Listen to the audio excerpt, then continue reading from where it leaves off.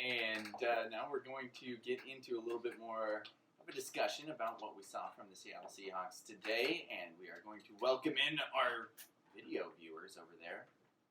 Hello. As we wave to the camera. If you're listening on podcast, That's we are good waving. radio. Yeah, great radio. Absolutely. Justin, this was an interesting game in my mind because it was a game where we kind of saw a shift almost. We saw the defense really step up in the Niners game, and we were kind of wondering, is that a one-time deal? What's going on?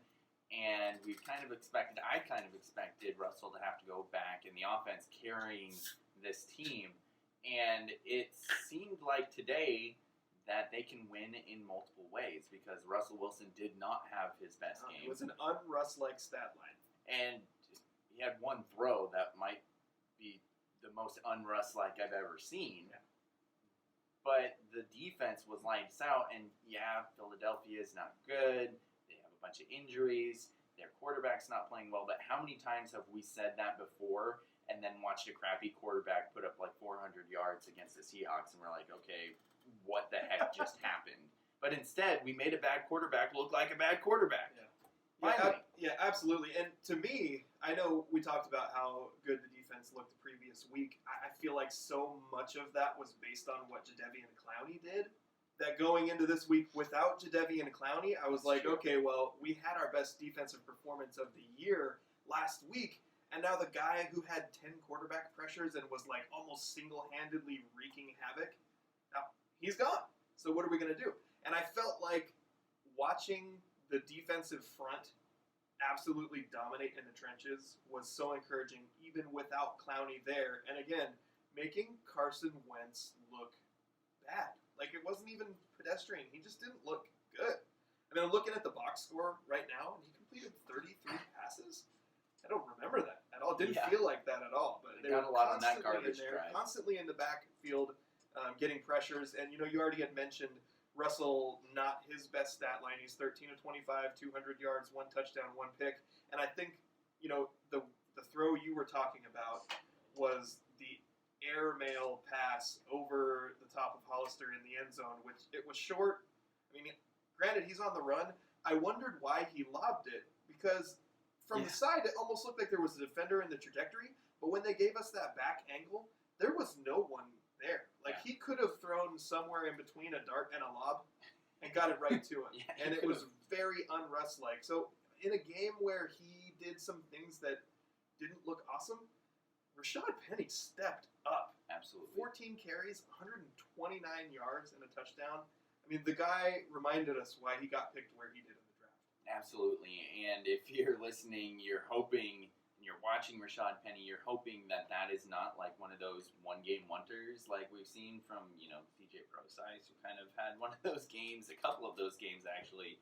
But it's encouraging because I think he's the type of guy who, if he gets the touches, he can show that he is an excellent running back. And he's just been sitting behind Chris Carson, who we all love as just a force of a running back. But with his recent fumbling issues this year, he's a fumble fingers, which just was even more inexplicable today. I mean, the one that was lost that they actually gave to Russell, I think they credited him with the lost fumble, which is odd. But wasn't that the one that Russell was just livid. The most upset I've ever seen him Yeah. ever? You never see Russell react to something like that. But he went to hand the ball to Carson, and Carson acted like it was a fake handoff. And the ball just hit him in the chest and went to the ground. And Russell just looked at him and was like, "Come on, what are you doing?" Yeah. You never see that. Very uncharacteristic, like Andrew mentioned. Like, Russ doesn't do that. Yeah. But in that moment, that was right after Carson had already fumbled. Mm-hmm. And then coming back and for that to happen again almost immediately. Did we see Carson the rest of the game after that? It was Penny. It was a steady dose of Penny. I think the very next offensive series, he had a catch, and then it was Penny the rest of the way. It was almost like, hey, we want to show that we're not just benching you right after that. We're going to let you come in. Oh, hey, you caught one. You didn't fumble. Good.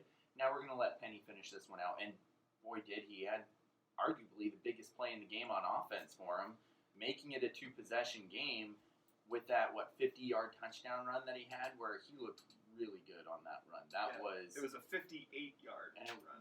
it wasn't just speed. It was speed. It was power. It was quickness. It was everything you want. Yeah.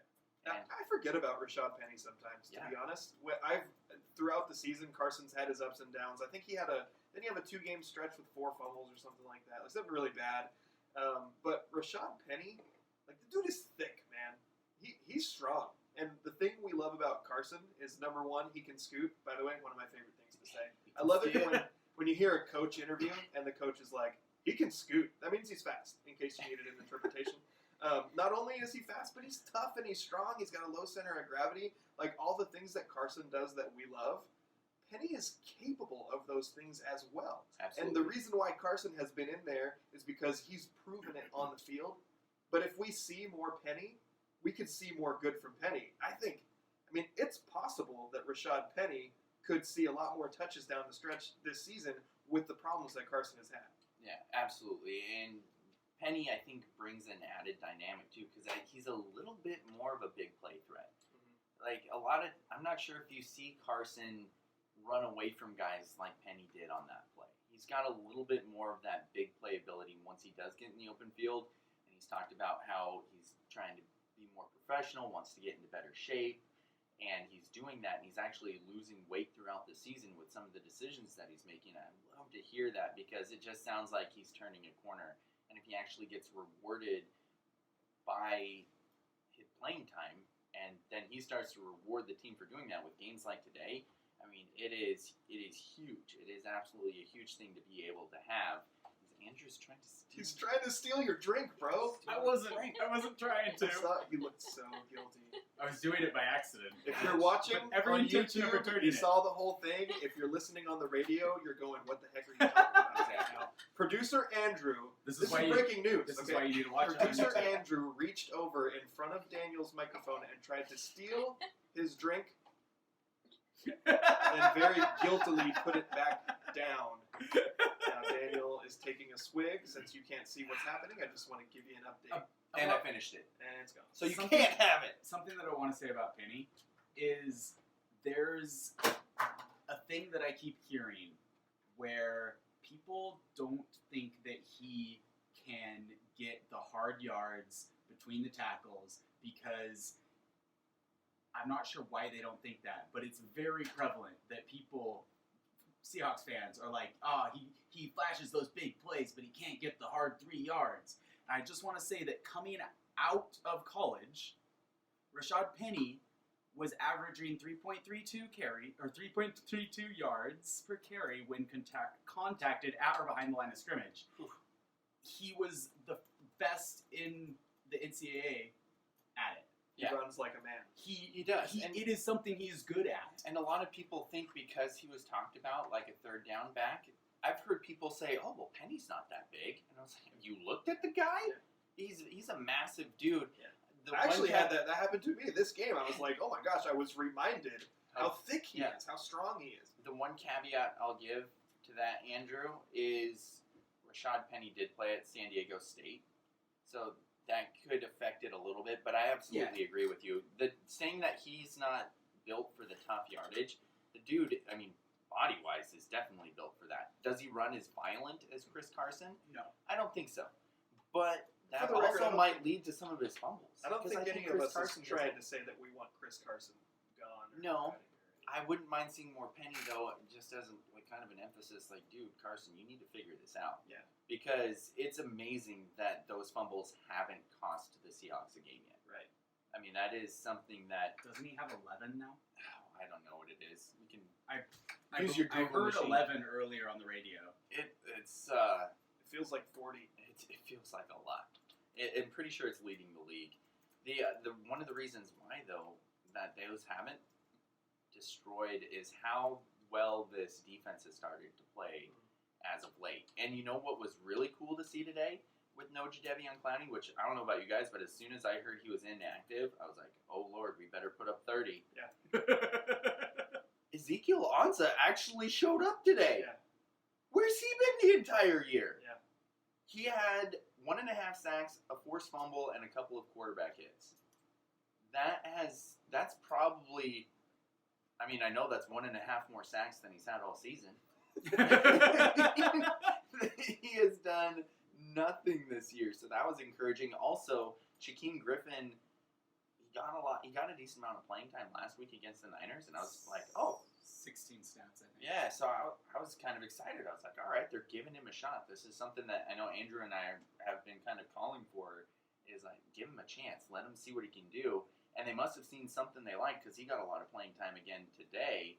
And he comes through with a couple of big plays, including, I think he might have gotten a tackle for loss, but as they were handing the ball off to the running back, he was hitting both of them. In there so fast. And it caused that huge fumble recovery for Quentin Jefferson where he returns it, but that was a play created by the speed of Shaquem Griffin, and it's just that added element, and I love that he's getting a shot to prove it now. Yeah, absolutely. And, watching him go, and I think you had said this during the broadcast of the game, go and recover a fumble on the run. Like, as a guy who has only one hand, it's hard enough watching people try to recover a fumble with two hands. It's why linemen fall on the ball. He just, on the run, scoops up the ball with one hand and clutches it. It was amazing. It was. And it didn't count because it turned out that was after Jefferson's knee was down, and it would have been a forward lateral. But yes, and it looked good. It looked good. But his brother is also playing great on the outside now. Oh, yeah. I think Shaquille Griffin is playing lights out on the outside. We've seen Trey Flowers make a huge jump this year as well. He had an interception. And honestly, I think, can it be that much of a coincidence that as soon as Quandre Diggs starts playing for this team, the defense all of a sudden seems like it isn't a good defense? Right. I mean, that's the biggest change that there's been. I mean, Clowney was in for forever, and yeah, he's been awesome, but the addition of Quandre Diggs in the backfield, and I love Marcus Blair. I think he's going to be good, but having Diggs in center field, who is both fast, hard-hitting, and a veteran enough to not make the big mistake as well, which I think Blair could do at times, that seems to be making the biggest difference so far in this team, as it seems like passes are being contested again. Yeah, and I'll be honest, when I saw that trade, and I saw we got a guy named Diggs, I was like, wait a minute, Minnesota traded Diggs? We got another receiver? And then I was like, Quandre Diggs, I honestly didn't know who he was. Yeah. And then Andrew sends us a message and is like, hey, I just saw this stuff, and I think this guy looks like he's actually really good. And to bring back one of our old famous lines, how did we get him for half a bag of Fritos and a warm Coke? And so I'm wondering... I don't even think we gave them any Fritos. It was just the warm Coke. And so my rapid reaction to it was, okay, what's the catch here? Like, what's wrong with this guy? And then I see a tweet from Tyler Lockett celebrating, oh my gosh, we just traded for my best friend and all this stuff. Yeah. And we all know Tyler Lockett's like the best dude. Exactly. Tyler Lockett, Russell Wilson, those are the guys you want your daughter to marry. So to know that he was such a good friend of Tyler Lockett, honestly, this may be irrational, it gave me a little bit of peace about it. And I was like, okay, well, he's not going to come in and be a problem. Exactly. Yeah, you know, if you're Tyler Lockett's best friend, you're not going to be crazy head case dude. And then the problem turned out to be for us so far that he had a bit of a hamstring issue. Yeah. Sat him out a couple weeks, but since he's been playing, holy cow, has he made a difference. He is absolutely balling. Also, it was encouraging to see Rasheem Green with that forced fumble today. That's another guy that, I mean, high draft pick, hasn't really been doing much, but if he can start to improve, I mean, that defensive line, I think it was also encouraging to see that they still played well after Jaron Reed went out with that ankle injury, and I haven't heard any update. Andrew, maybe if you can check out, see if you can find an injury update on Jaron Reed, and if there was any news on that. But he left the game partway through the game, and the defensive line still seemed to be successful. And it was a throwback to me in my mind from defensive lines from the great Seahawks teams in the past, because the best defenses always had guys to rotate in on the defensive line. And while you did have your stars, you did have your Michael Bennett's, you did have your Cliff Avrils and those kind of guys, but you had like a continuous, like there was like 7 guys that would rotate in on the defensive line, and they were just as good no matter who was in there. And it felt like it was really encouraging that it didn't annihilate us to not have Clowney, and then to watch Reed go out and the defensive line still play so well. So to me, I feel like early in the season, I was like, man, we're winning a lot of close games. If Russell wasn't on this team, we'd be 2-6 instead of 6-2 and all this stuff. And I'm like, now you can go out and watch Russell have a subpar game. It wasn't terrible. No. But it was was not like the standard that he has set this season. Yeah. It wasn't an MVP-like game. He continues to do just enough to win, but in this game, carried by the defense. And as a Seahawks fan, you're okay with that. Absolutely. And I'm going to get on my little soapbox here since I haven't had a way to say this to anybody besides you two, but can we please give John Ursua a chance to get on the field? He's been inactive every game. You're the only one who knows. Nobody else knows. Even who I'm talking about right now. I do. I do because you told me. He was the last pick in the draft. The dude is a Doug Baldwin clone. If you go watch his college highlights, watch him in the preseason. The dude is a Doug Baldwin clone. He is always somehow open, and then after he makes the catch, he doesn't just fall down. Malik Turner. Jaron Brown. David Moore. Like, I am less upset about it now that they have Josh Gordon, because I think, okay, yeah, that makes sense. Josh Gordon, I think, could turn into a freak. He's already made more. Me too, but he's already made some key catches. Yeah. Like him in the Niners game was big time. huge. But I'm still like, David Moore ain't exactly showing you like crazy numbers. Like he had that one little stretch. What was that? 2 years ago, where he averaged 31 yards a catch today. He had one catch for 31 yards. Yeah, and he also didn't come back to the ball on Russell's only interception. He just kind of floated backwards. Yeah. And I'm not saying he would have caught it, but it wouldn't have got picked probably. But that's the type of thing is like you already have a Josh Gordon and a DK Metcalf. Do you need David Moore taking go balls away from one of those two guys? Because that's really all he's very good at. And if you're wondering like, oh, but he also returns punts, so does John Ursua. Just give him a chance. Give him one game where he can go out there and show, oh, okay, yeah, he's not ready, or man, why didn't we do this before?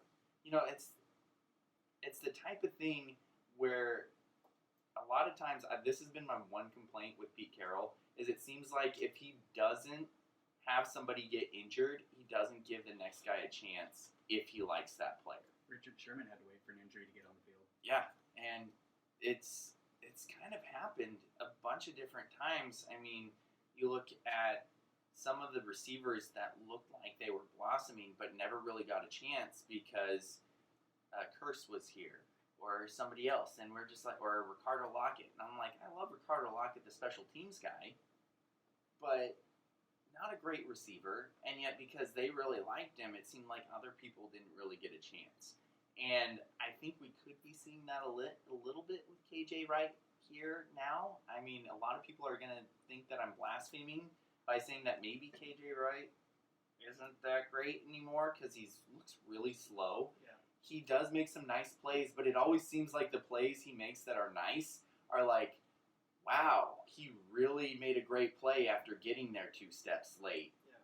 Good He thing also he's let a ball bounce right off of his face. yeah, but it's like good thing that he's such a savvy vet that he still punched the ball out after the guy caught it over him because he was late getting there, but then he just made a nice play. Yeah, I think that's the big thing about KJ is that he used to be like his utility. He was good, but his utility was he was like the best pass defending coverage linebacker in the NFC or in the league. Like he was really good at it, but he's not fast enough. Exactly. Anymore. He's definitely lost a step. And I'm not saying that I know Cody Barton's going to be that guy.